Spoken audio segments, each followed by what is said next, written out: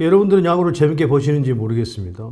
시즌 시작을 해서 코로나19에 관중이 뭐 10% 들어오신 데도 있고 30% 들어오신 데도 있고 하는데 프로야구를 어떻게 생각하고 어떻게 관심을 갖고 보고 계시는지 저도 좀 궁금해요. 어저께까지 경기를 하는 모습을 보면 10개 구단이 어느 팀이 우리가 제일 낫소 라고 이야기할 팀이 아무도 없고 어느 전문가들한테도 어느 팬들에게도 저 팀이 제일 나아, 저 팀이 제일 강해 이렇게 인상을 주는 팀이 딱히 저는 안 나왔다고 봅니다. 물론 뭐 깊숙이 또 들어가면 그 상대 팀하고 비교를 했을 때 조금 더 나은 전력들을 비교를 해서 점칠 수는 있겠지만 팀으로 전체적으로 높게 부상 선수, 경기하는 경기력, 뭐 투수력, 야수들의 어떤 그 실력 뭐 이런 걸 감안을 했다고 봤을 때 지금까지는 10개 구단이 어느 팀이 딱히 우리 팀이 제일 낫소, 저 팀이 제일 낫다 이렇게 평가받는 그런 경기는 하지 못하고 있다. 팀 전력이 지금 그렇다고 저는 보고 있습니다. 그거는 여러 가지 요인들이 있겠지만 우선은 부상 선수들 또 그런 것이 있는 것 같고 또 작년에 너무 무리를 해서 투수들이 마운드에 올라와서 작년 같은 구위를 보여주지 못하기 때문에 전문가들도 도저히 이거는 판단하기가 힘들 정도로 지금 묘하게 흘러가고 있습니다. 그래서 조금 더 이제 한 20게임, 30게임 좀 가보면 더 자세하게 나오겠지만 지금까지는 10개 구단이 다 똑같다. 전력이 이렇게 보고 있습니다. 제가 볼 때는 지금 최준용 선수와 구승민 선수가 그 역할을 하는 것 같아요. 시즌 초반에 구승민 선수도 그렇고 최준용 선수도 그렇고 조금 불안한 모습도 있고 잘 던지는 모습도 있습니다. 아직 시즌이 많이 지나지 않아서 또 뭐 시즌 후반이 되면 좀 지쳐서 그러기도 하겠지만 지금은 아직까지는 좀 때로는 긴장도 하는 것 같고 나와서 그러다 보니까 최준용과 구승민 선수가 김원중 선수까지 가는 과정을 조금 힘들게 하는 과정도 있습니다. 그러나 좋은 모습도 있어요. 그래서 최준용과 구승민 선수가 조금 더 나아진 모습이 된다고 한다면 필승조의 연결고리는 크게 문제가 되지 않는다. 저는 그렇게 보고 있습니다. 단 좌투수 원포인트 릴리프 원포인트가 없어요. 그러다 보니까 사실은 각 팀의 상대 팀의 좋은 타자들이 좌타자가 많은데 거기서는 조금 마이너스가 있는 것 같습니다. 그래서 박진영 선수라든지 김대우 선수 그런 선수들이 조금 더 뒷받침을 좀 잘 해주면 최준용 선수나 구승민 선수가 휴식을 좀 가지면서도 조금 더 나은 필승조가 만들어지지 않겠는가라는 생각이 들어요. 근데 아직까지는 역시 롯데 팬들이 불안한 그 생각 그대로 조금은 왔다 갔다 하는 면이 있습니다. 조금 더 나아지기를 기대해야 되겠죠.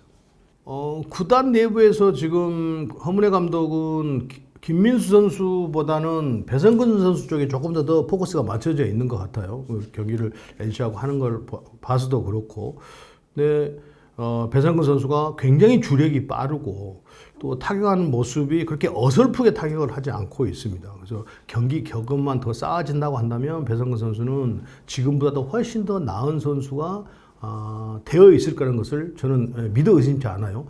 보통 플레이 하는 걸 보면 저기서 멈추겠는데 좀 더 발전을 하겠는데 저기가 한계인데 뭐 이런 판단들을 하거든요. 직접 말은 하지 않지만. 그런데 배성근 선수는 제가 자주 보지는 못했습니다만 뭐 수비하는 것도 그렇고 타격하는 것도 그렇고 조금 더 성장할 수 있는 그 기본기를 가지고 있다. 물론 어제 뭐 3루에 가가지고 미스를 해서 경기를 내주기는 했어요. 그런데 뭐 그거 하나로 그 선수를 평가할 수는 없으니까요. 우선 내야수로서 빠르고 파워 스피드가 있다는 것입니다. 거기에 좀 조금 더 점수를 받을 것 같고 그것이 바탕이 돼서 조금 더 나아질 것 같아요. 배성근 선수는. 그렇게 되다 보면 배성근 선수가 만약에 유격수의 자리를 잡으면요. 이대호 선수가 이제 뭐 은퇴 이야기도 있고 이제 40대가 돼서 파워 스피드가 이제 지금부터 경기가 더 거듭될수록 조금 더 떨어지고 전준우 선수도 떨어지고 할 거예요. 그러면 한동희 선수가 올라오고 외국인 타자가 누군가가 강력한 힘을 가진 타자가 라인업에 있어야 돼요. 그런데 지금은 롯데자이언츠는 수비 쪽에 외국인 타자 한 선수를 수비 쪽에 포커스가 좀 맞춰져 있거든요. 물론 작년에 마차도 선수가 공격도 뭐 다른 그 외국인 타자들보다 못지않게 좋은 성적을 냈습니다만 역시 큰 거 한 방울 해결할 수 있는 타자가 라인업에 포진을 할 수 있는 배성근 선수가 만약에 성장을 한다고 한다면 그런 이점이 있기 때문에 반드시 성장을 좀 해야 될 것 같고요. 김민수 선수는 지금 내야에서 유틸리티로 다양하게 지금 쓰임새가 쓰여지고 있습니다. 배성근 선수가 3루, 유격수, 2루 이렇게 볼 수 있다고 한다면 김민수 선수는 이 4개 포지션을 전부 다 1루부터 시작해서 2루, 유격수, 3루까지 다 포지션을 소화해낼 수 있어요. 그래서 아마 김민수 선수를 그런 쪽에 포커스를 맞춰서 지금 두 선수를 성장시키고 있는 것 같아요.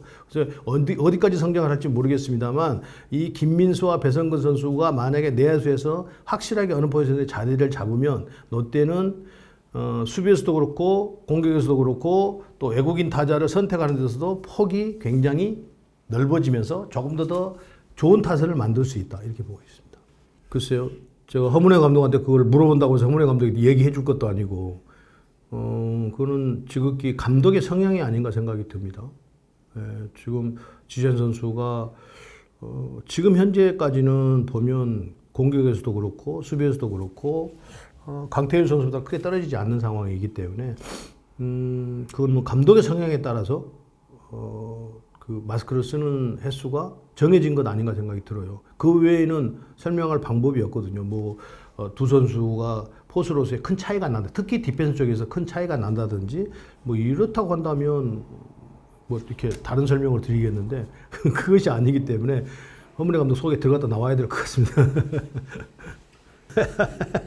또 병살타에 아무 얹힐 때도 있고 또 잘 맞은 타구가 가다 보면 또 병살타 되기도 하는데 그거야 뭐 이제 병살타 문제는 안 치면 좋겠지만 본인은 치고 싶겠어요? 안 치고 싶겠죠. 그런데 그 문제는 뭐 크게 문제가 되지 않을 것 같고요. 그런데 앞으로 시즌이 거듭되면 될수록 병살타가 더 많아진다고 한다면 타격에 하는 데 있어서 너무 손목을 또 빨리 쓰면서 내야 땅볼이 많아졌을 때 그런 현상들이 발생될 수는 있거든요. 근데 아직 뭐 그저께도 경기하는 모습을 보면 그렇게까지는 나타나지 않는 것 같아요. 그래서 조금 더 지켜보고 그 문제는 말씀을 드려야 될 것 같고 타격 폼이 바뀐 게 부분에 대해서는 그저께 잠깐 자기 선배하고 좀 비슷하게 치더라고요. 내가 방송에서 이야기했는데 그 잠깐 선배 양준혁인데 구자욱 선수가 근데 작년에도 타격 폼을 스탠스도 그렇고 무릎의 높낮이도 그렇고 팔의 양손의 이치 뭐 여러 가지 많이 이제 그 바꿨습니다. 근데 타자들 대부분 그래요.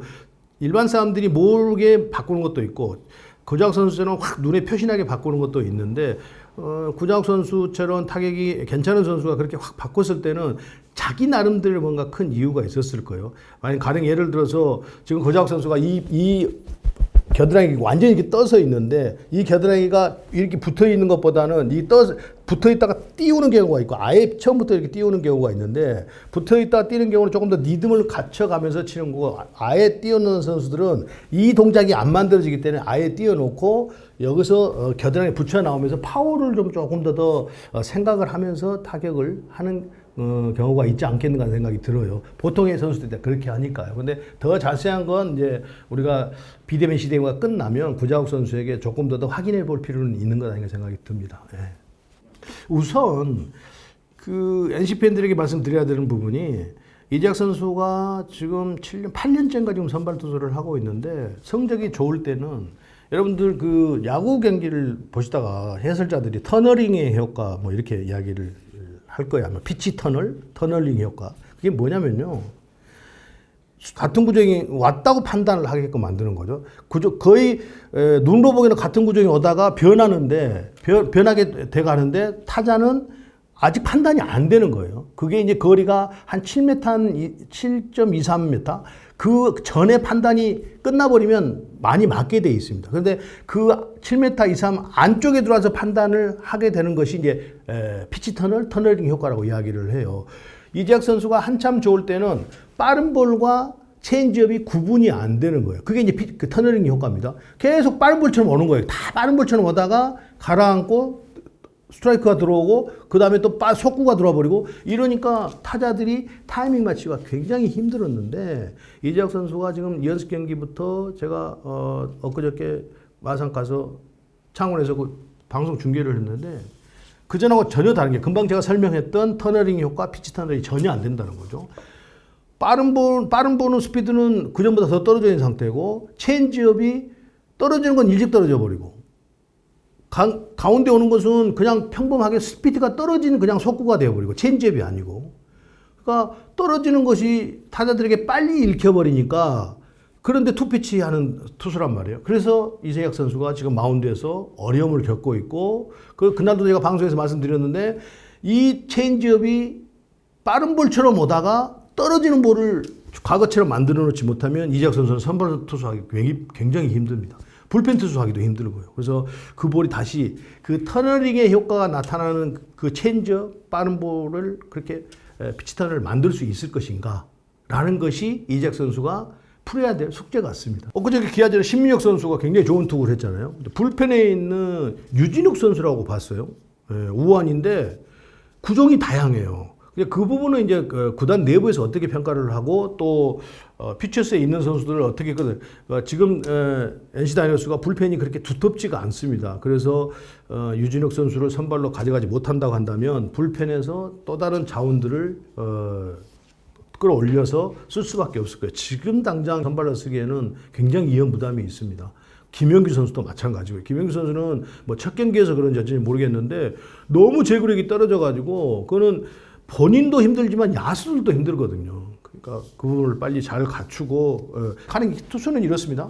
볼이 빠른 선수는 제가 즐겨 잘 사용합니다. 볼이 빠른 선수는 변하고 안 던지고요. 그냥 안쪽 바깥쪽 상하를 잘 내가 던지고자 하는 곳에 던질 수만 있다고 한다면 그 커맨드만 발휘한다고 한다면 변화구 필요 없어요. 그것이 안 되기 때문에 그 빠른 볼을 살리고 또 변화구를 살리기 위해서 속구를 던지고 이러는 것이기 때문에 그걸 잘 갖춰야 되는데 특히 스피드가 떨어진 선수들은 더 완벽한 제구력을 그러니까 제구력이라는 것은 스트라이크를 던지는 것이거든요. 커맨드는 내가 원하는 곳에 투구를 해야 되는데 김영규 선수는 그 커맨드 눈도 떨어지고 제구력도 떨어지는 거예요. 그래갖고는 선발 투수는 못하는 거죠. 그래서 뭐 두 번째 경기에 나와서 긴장이 좀 해소가 되고 그럼 더 좋은 모습일지 모르겠습니다만 일단은 첫 경기 때는 그랬다는 것이죠.